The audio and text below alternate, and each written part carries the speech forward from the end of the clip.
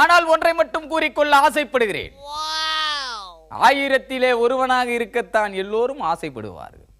ஆனால் இந்த இடிதாங்கி மிக எளிமையானவன், அதிகம் ஆசைப்படாதவன். அதனால் தான் 62 பேரிலே ஒருவனாக இருந்தால் போதும் என எண்ணுகிறேன்.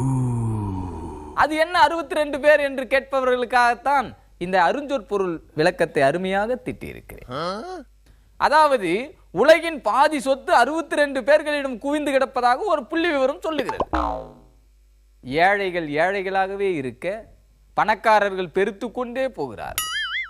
ஆயக்கலைகள் 64ஐயும் படித்து கரைத்த இடிதாங்கியாலேயே அந்த 62இல் ஒருவனாக முடியவில்லை என்றால் ஒரு ஜனநாயக நாட்டில் சோசலிசம் எப்படி சாத்தியமாகும்? உடனே உனக்கு எதற்கு அத்தனை கோடி பணம், ஓட்டுக்கு நோட்டு என்ற திட்டத்தை அமல்படுத்துவதற்காக என்று மாற்றுக் கட்சியினர் ஓட்டு கேட்க ஆள் அனுப்பியிருக்கிறார். இது ஒன்றும் சுயநலமான ஆசை அல்ல.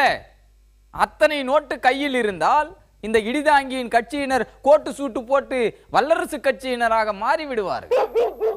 அப்படி மாறிவிட்டால் தோளில் கிடக்கும் துண்டையும் உதட்டில் துடிக்கும் துண்டு மீசையையும் துறந்துவிட்டு ஒரு கார்ப்பரேட் கட்சியாக இடிதாங்கி மாறிவிடுவார். அது மட்டுமா, ஐநா மன்றத்திலே இடிதாங்கிக்கு ஒரு நிரந்தர நாற்காலி போட்டு பன்னாட்டு நைனா என்ற பதவியை கொடுப்பார். நீங்கள் என்ன நினைக்கிறீர்களோ அதில் ஒரு ஈரமண் தான் விழும் என்று இடிதாங்கியின் அடிவொற்றிகள் என் முதுகுக்கு பின்னால் பேசுவார். அதை நான் அறியாவிட்டாலும் என் புறமுதுகு அனிச்சை போல அறியும் திறன் கொண்டது.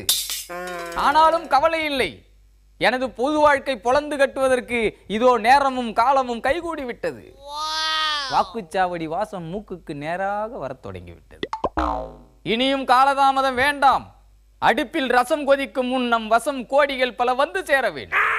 அப்படி கோடிகள் வர வேண்டும் என்றால் வரும் தேர்தலில் இந்த கேடிக்கு உங்கள் பொன்னான வாக்குகளை அளித்து அந்த 62 பணக்காரர்களுக்கு இணையாக 63வது புலிகேசியாக இந்த இடிதாங்கியை ஆக்குவீர்கள் என்ற நம்பிக்கையில் விடைபெறுகிறேன். நன்றி, வணக்கம்.